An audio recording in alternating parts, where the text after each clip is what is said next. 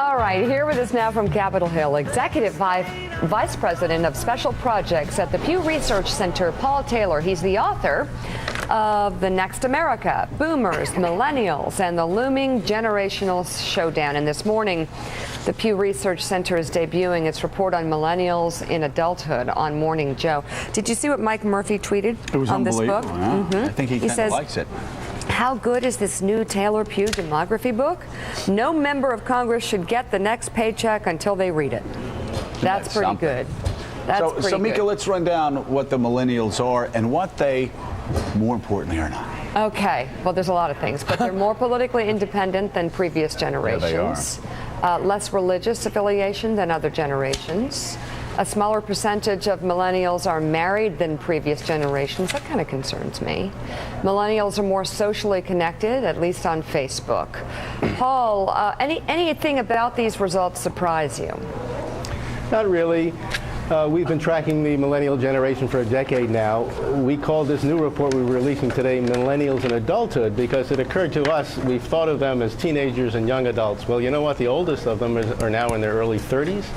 They're at a time when you ought to be crossing the milestones into adulthood, and many of them are not. They're not moored to the traditional anchors of society. You mentioned political parties, organized religion, and marriage. They're marrying at half the rate their parents did when they were the same age. We can see from our data, it's not that they don't want to marry. The majority of unmarried millennials say, yes, I'd like to marry one day. What's holding you back? I'm not a good marriage prospect because I don't have the money. Right. That's the other aspect of their lives. The older millennials have, they came into their working lives right as the economy tanked. It really still hasn't fully recovered. We know the high unemployment rates they face. So they're forging a different path, in many ways a slower path into adulthood. Yeah. But they're not terribly concerned about it. This is a very confident generation. They're not terribly concerned about it.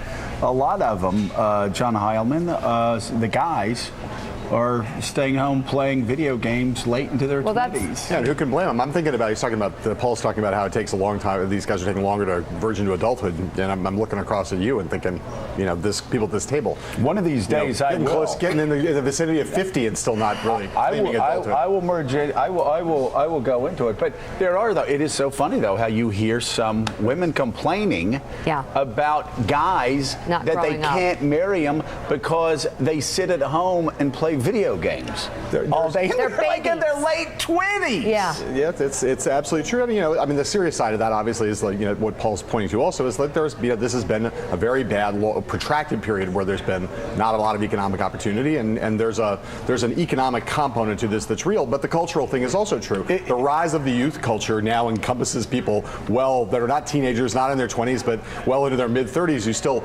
dress, look, and act and want to be like they were when they were kids. When they're teenagers. I remember reading on the 25th anniversary of Rolling Stone, Tom Wolfe actually said this is a generation that is more awash in money, more awash in cash, more awash in consumer items than ever before. I think this was in the late 90s. And he said the irony is, too, they are also on more prescription medication and face more depression and more disorders than any generation also. It was one of the effects of growing up in the 90s with just everything coming avalanche of cash coming a lot of millennials' way. So their parents, as you said, material good, and also the materialism. What has been asked of them? And historically, there just hasn't been.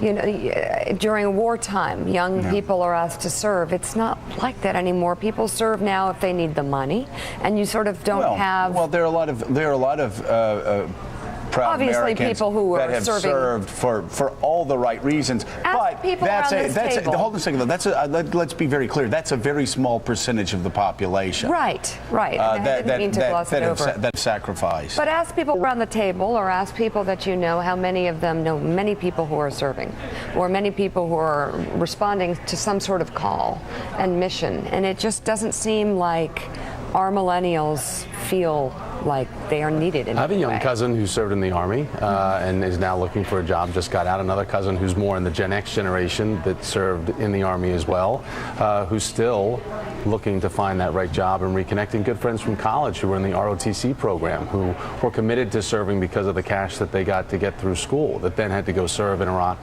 and Afghanistan. So it is a difference when you think that we don't have the draft anymore, and then people don't have to be afraid of that. I remember in the first Gulf War, I was afraid I was going to get drafted. That was right when I was getting out of high school and going into college.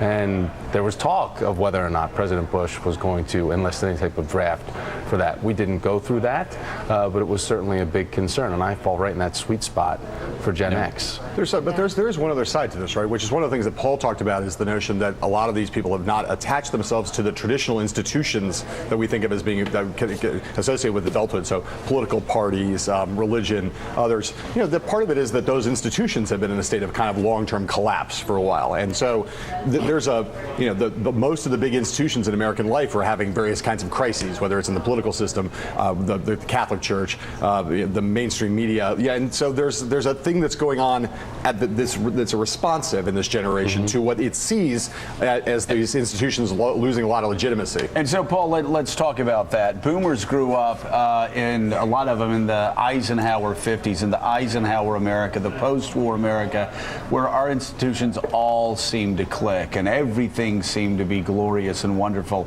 Millennials grew up with a contested 2000 presidential election. The next year, September 11th. The next year, Enron. The next year, Iraq. The next year, Abu Ghraib. The next year, Katrina. I could go on and on and on. I would guess a deep disillusionment with institutions, as John Heilman said, has to run straight through the heart of this generation. I think that's right. I think, frankly, the most important difference between how this generation is coming of age and earlier generations are their economic circumstances. This is the first generation in modern history that's doing less well at this stage of their lives than their parents were on any indicator you want, on employment, on unemployment, on wages, on wealth. And they feel that, and that's part of the reason they're slow to adulthood. They are somewhat disillusioned with institutions. They actually are the first generation who are digital natives, who take advantage of the digital revolution to create their own personalized networks on social media. We have a finding, about 80% of them are on Facebook. Their median friend count is 250. They engage with their friends by taking pictures. The selfie got a big moment the other day on the Oscars. It's part of who they are. It's part of the way they're navigating the passage into adulthood. The one other thing I'd say is, everything is happening later. If you look at things demographically, younger adults are taking longer to cross the milestones into adulthood. Frankly, middle-aged and older adults are taking longer to retire because they have economic worries, keeping them in the job market longer. And the very old, and this is a very happy story, are taking longer to depart this vale of tears. So the increases in human longevity, the decreases in birth rates are doing something else to our society, which is turning it into the oldest society we've ever had. And it's going to create a big challenge to rebalance the social safety net because the numbers simply don't work as you go further into the 21st century. As all those baby boomers, I'm one of them, cross the threshold of 65 at the rate of 10,000 baby boomers a day, every single day until the year 2030. At that point, Social Security and Medicare are broke, and it's these young kids who, by the way, they don't think they're going to be there for them. We in our latest survey, 6% of millennials think that those programs will be there. So we've got big generation gaps and a big challenge to rebalance the safety net going forward. Wow. Fascinating. The book is The Next America. Paul Taylor, thank you so much. Thanks for having me. Coming up, live coverage of the monthly jobs report. What February's numbers tell us about the health of the economy. Morning Joe will be right back. Till it's safer.